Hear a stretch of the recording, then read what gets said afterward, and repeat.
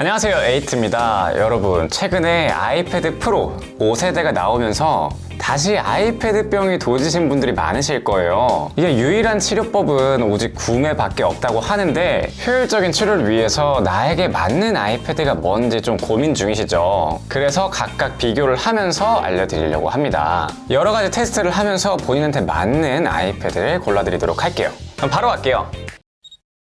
자, 먼저 가격부터 짚고 가겠습니다. 가장 저렴한 모델들 기준으로는 아이패드 프로 5세대가 128기가 와이파이 모델이 137만 9천원, 에어 4세대는 64기가의 와이파이 모델이 77만 9천원입니다. 이렇게 가장 저렴한 모델들끼리만 비교를 한다면 60만원의 차이가 있는데요. 같은 용량으로 따지면 256기가 와이파이 모델이 각각 150만 9천원, 그리고 97만 9천원입니다. 53만원의 차이가 나죠. 에어 4세대의 거의 1.5배 이상이에요. 그러면 과연 이만큼의 차이가 있는지 살펴봐야겠죠. 먼저 프로세서는 프로 5세대에는 M1 칩셋, 그리고 에어 4세대에는 A14 바이오닉 칩셋이 들어가 있습니다. 기존에도 애플의 A 칩셋 같은 경우에는 워낙에 훌륭한 퍼포먼스를 보여줬지만 이 M1을 들고 나오면서 그냥 지금 완전히 다 발라먹고 있죠. 완전 독주를 하고 있어요. 뭐 성능에 대해서는 다들 아실 테니까 이 성능 얘기보다는 이 사용성에 대한 이야기를 해보려고 합니다. 먼저 에어 4세대를 사용 중이신 분들에게 여쭤볼게요. 어떤 프로그램을 돌릴 때 막 버벅인다거나 뭐 렉이 걸린다거나 이런 거를 느끼신 적이 있으신가요? 이거 어플 처음 구동할 때 좀 로딩이 걸리는 거 말고 어플이 구동되고 나서 사용 중에는 버벅임을 느낀 적은 거의 없는 것 같아요. 그만큼 A14 칩셋은 굉장히 훌륭합니다. 뭐 스냅드래곤이나 엑시노스에 비해서 진짜 뭐 말도 안 되게 차이가 나죠. 그런데 이미 훌륭한 A14 칩셋보다 거의 50% 정도의 성능 향상이 있는 M1 칩셋을 탑재한 건데 이거 약간 만화에서 캐릭터가 갑자기 휙 뛰어가면은 그 막 옷 같은 거 이렇게 잔상 남고 그런 거 있잖아요. 약간 그런 느낌인 것 같아요. 칩셋 성능에 비해서 기존에 할 수 있는 것들은 사실 그대로 있다라는 느낌이 좀 들어요. 과연 이 정도까지 칩셋이 필요할까? 뭔가 괜히 이런 칩셋을 성능을 다 활용 안 하면 약간 죄책감 느껴지는 느낌? 그래서 추가적으로 지원이 되는 거는 이번 WWDC에서 어떻게 발표가 이뤄지는가 여기에 좀 집중을 해야 될 것 같습니다. 과연 이번 발표에서 많은 작업자들이 원하는 뭐 파이널 컷이라던가 뭐 그러한 프로그램들을 넣어주면서 아니면은 넣을 계획을 발표하면서 다시 한번 폭발적인 주목을 할지 아니면 그냥 과스펙의 표본으로 남을지 저도 너무 궁금하네요. 화면은 꽤나 큰 차이가 있습니다. 먼저 11인치와 12.9인치로 나온 프로 5세대, 사실 정확히는 M1 아이패드 11인치형 같은 경우에는 3세대라고 부르는 게 정확한 건데 그냥 편의상 5세대라고 부를게요. 그렇게 나왔고 에어 같은 경우에는 10.9인치입니다. 이 중에서 어차피 11인치는 큰 차이 없으니까 제껴두고요. 12.9인치가 좀 다르게 나왔어요. 미니 LED라는 걸 탑재했는데 쉽게 생각하자면은 LCD와 OLED의 좋은 점들을 다 섞어 놓은 거다라고 생각하시면 좋을 것 같아요. 이런 식으로 10,000개의 미니 LED 소자 그리고 2,500여 개의 로컬 디밍 존, 이거를 통해서 작게 만든 LCD를 통해 LCD의 내구성은 내구성대로 가져가고 이 작은 로컬 디밍 존 컨트롤을 통해서 명암은 OLED랑 유사하게 표현을 하는 기술이에요. 그럼 여기서 논란이 되고 있는 블루밍 현상이라는 건 무엇이냐? 이렇게 어떤 형상이 표현될 때 각 로컬 디밍 존에 애매하게 걸친 부분, 이런 부분까지 라이트가 켜지면서 생기는 현상인데 이거는 아무래도 이번 미니 LED가 LCD라는 자체의 한계로 보입니다. 이거는 추후에 업데이트를 통해서 추가적으로 좀 지원을 해줄지 아니면 그냥 이 정도는 감수하고 사용하세요 이렇게 냅둘지 이건 좀 지켜봐야 될 것 같아요. 근데 사실 실제로 사용하면서는 크게 문제라고 생각 들진 않았어요. 왜냐하면 블루밍 현상 같은 경우에는 이런 다크 모드일 때 그리고 화면이 아주 밝을 때 이럴 때 두드러진단 말이죠. 근데 우리가 자동 밝기로 사용을 하거나 우리가 밤에 불을 끄고서 사용할 때는 최대 밝기로 사용하시는 분들은 적잖아요. 그래서 밝기가 좀 낮게 이렇게 설정이 되면서 사용을 할 텐데 어차피 화면이 밝을 때에는 어차피 이렇게 주변부도 밝을 거고 그래서 별로 신경이 안 쓰입니다. 거기다가 밝기가 줄어들면은 이 블루밍 현상이 그렇게 심하지 않아요. 그렇기 때문에 이런 블루밍 현상은 그렇게 문제가 된다라고 느껴지지 않습니다. 오히려 저는 더 문제가 되는 부분은 이 테두리 부분 때문에 녹태 현상이었어요.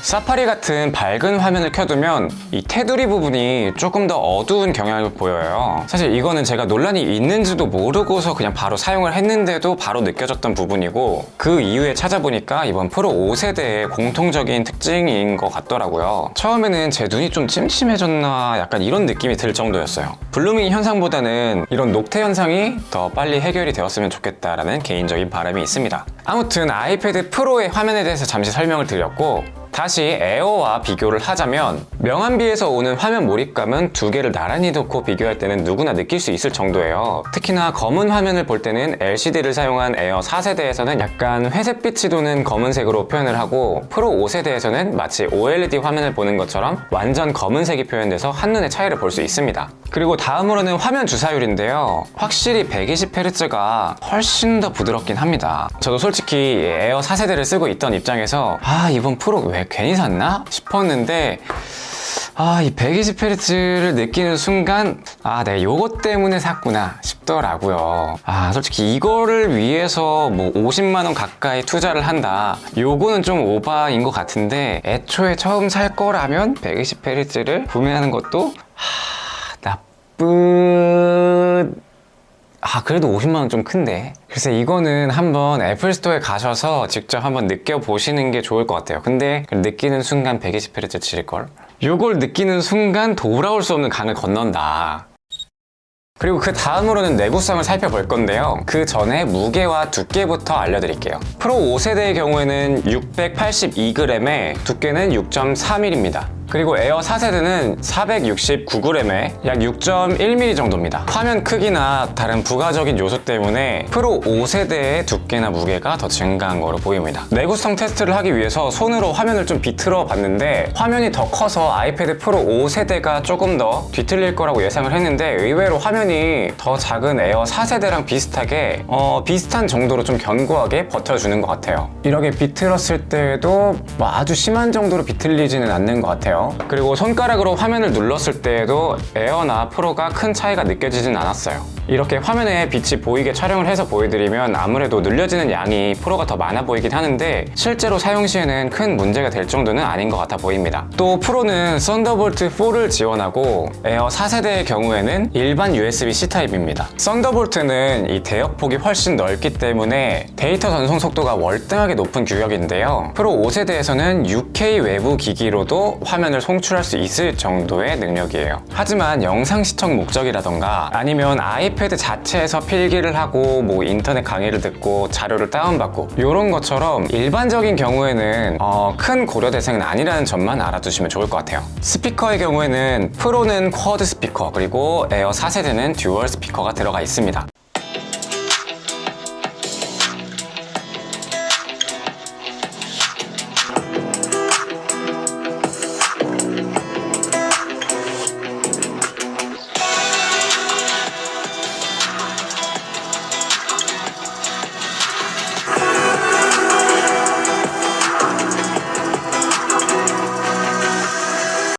확실히 에어 4세대도 스피커가 상당히 좋은 편이지만 쿼드 스피커가 탑재된 프로 5세대는 훨씬 더 좋긴 하네요. 정리를 하자면 일반 유저들, 그냥 뭐 영상 시청하고 뭐 온라인 강의를 듣고 화상 미팅을 하고 필기를 하면서 게임을 하던가 영상 편집을 하던가, 사실 이런 대부분의 작업에서는 에어 4세대도 정말 차고 넘치는 성능입니다. 사실 성능적으로 이 두 가지의 차이를 느낄 수 있는 분들은 그냥 벤치 돌려가지고 점수를 뽑아보는 거 아니면은 크게 느끼실 분들은 없을 것 같아요. 그래서 내가 뭔가 할 만한 작업에 에어 4세대가 안 돌아가지 않을까, 이런 마음은 거의 대부분의 경우에는 걱정을 안 하셔도 됩니다. 하지만 화면의 차이에서 느껴지는 OLED와 비슷한 명암비, 그리고 120Hz를 통한 화면의 부드러움, 그리고 화면 크기, 이 정도가 가장 크게 체감되는 요소가 아닐까 싶은데, 현실적인 이유로는 솔직히 에어 4세대를 추천드리고 싶지만 솔직히 120Hz가 이런 큰 화면에 탑재됐다 보니까 확실히 다르긴 달라요.